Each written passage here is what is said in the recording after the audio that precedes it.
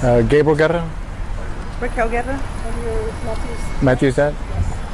Okay, so tell us about what you are hoping to accomplish. So basically, the DA's office reached out last week, and they let us know that today they'll be making the decision on the death penalty for Chris.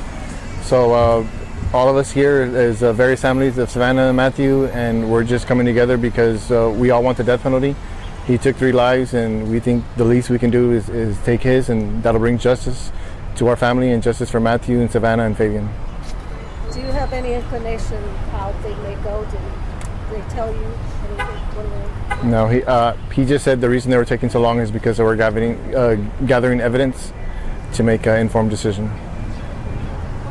What is it that you asked from the DA? I mean, I don't know if you've spoken to him or been able to send him any letters or anything. No, we haven't spoken to him, but to be fair and to give us justice, and actually this is more than just Savannah, Matthew, and Fabian. You know, this will be sending a message to anyone that if any pregnant girl gets hurt and loses a child, you know, he can protect further lives and possibly make people think twice before doing something horrible.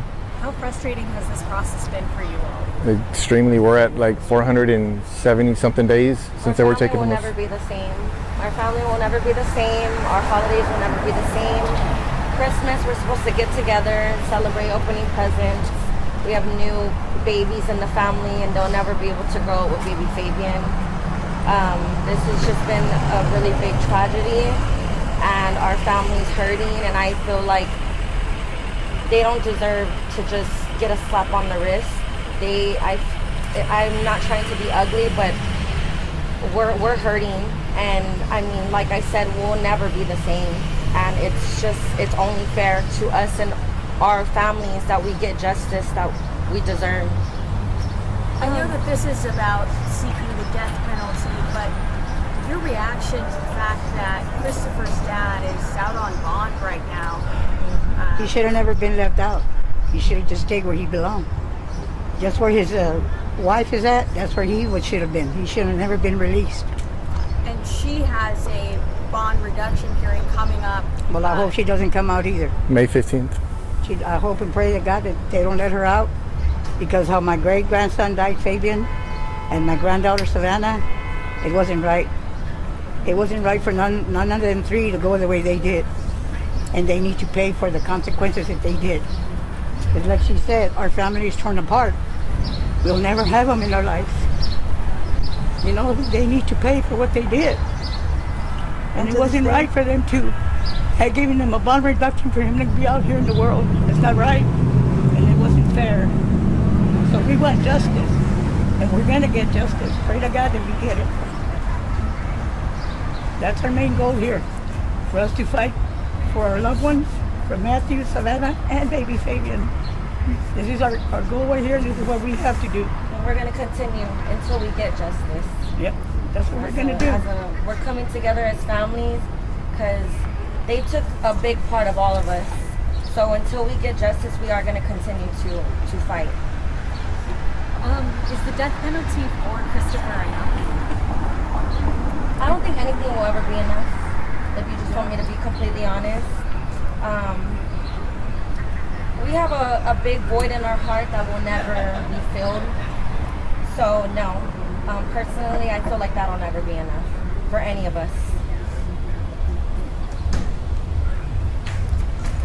Are you hopeful? With the conversation I had with Mr. Groomer, I believe he made it seem like some of the evidence that they obtained from the crime lab, it will show that Christopher's version of events wasn't true and that they were both executed and then Fabian suffocated to death. And we are also all working on, after this, we're working on Fabian's Law, where people who have anything to do with the death of a baby are not going to be eligible for bond, that they're going to have to stay in jail until their court date. Can you elaborate a little bit more on that? It's still in the working right now. We have a lady from North Texas who was touched by this case, and she has political contacts, and she's just got with us, and we took about 4 or 5 different laws and we pulled a little from each law and kind of put it together. But right now it's kind of hard to work on that when we have Ramon walking out and just us not knowing if we're going to get the death penalty. So, like I said, it's no bond for anyone that has anything to do with a baby being taken. It's very rare for the district attorney to seek the death penalty. I believe the last time was with Otis McCain, who fatally shot A police officer. A police officer. I know you said you're hopeful, but given how rare it is, do you think that the facts will... He's only done it 2 times in his term, but like I said, he went on camera and made a statement himself. He said the more gruesome the crime, the more likely to get it. And like I said, we believe Matthew was shot first, so Savannah more than likely saw that. And Fabian heard the gunshot, and I'm sure Savannah was screaming, and then Savannah, got taken next. It's not even just one life, this is 3 lives Yeah. that was taken. One police officer versus a whole family. A baby that never even got a chance to breathe air. And over what? Over money? Over money. And that was our worry, that he's only 19 and he doesn't have a criminal background, but Fabian was 33 hours away from joining us and would have been Raquel and I's first grandchild. And None of the 3 have shown no remorse whatsoever as well. None of the 3 have no. And they could have done something when the world was looking for them. They could have done something and let us know where they were, but instead they just left everybody searching for them during the holidays and had the audacity to post on their business page for families to have a Merry Christmas and a Happy New Year, knowing the gruesome crime that they had just committed. we didn't sleep, but maybe 10 hours in those 5 days we were looking for them, and they knew where they were the whole time. Yep. And, And they speak up, they didn't say nothing. It's not right, it wasn't right. They should have at least, they tormented my granddaughter, tormented my great-grandson, and he could have at least given him a chance to take his first breath. They didn't even allow that to happen to him. And then just, You want the death penalty, Yeah. and we hope to God we get that. It shouldn't even be a question about it. It should have just been granted death penalty. On the chance that it doesn't go that way, what do you all do next? Continue protesting. we have Continue fighting. an appointment with a politician. In case we get a no, we have an appointment with a politician after this. So that's why we're here for today. And like I said, to see them on the stand and laughing and joking and referencing what Ramon Preciado referenced sonogram. his procedure as he was needing a sonogram as, a procedure that a pregnant woman gets.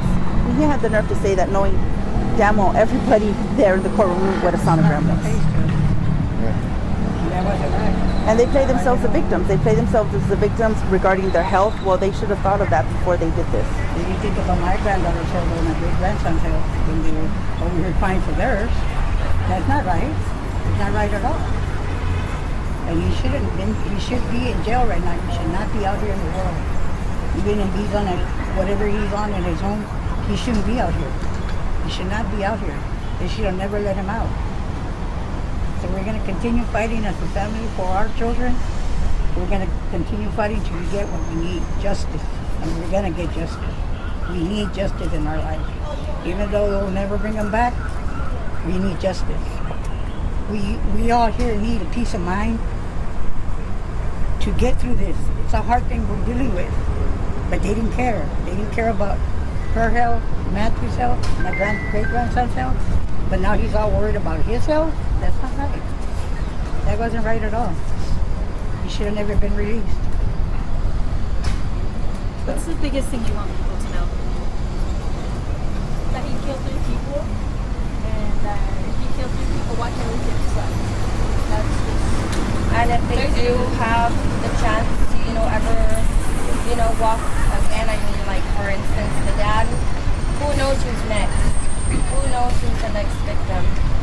We need to just spread awareness because, like I said, there could be other victims in the future, God forbid. You know what I mean? But that's really what our thing is. It's like, once again, we have a void that's never going to be filled, and that's our message. Is we're going to continue to fight because as a family, you know what I mean? That's what family does, and that's why we're here. Yeah, this was a mass murder. These people need to set an example.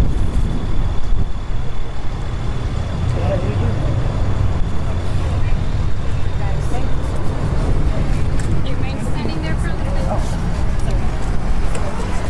What is an enter and out for the one? Yeah.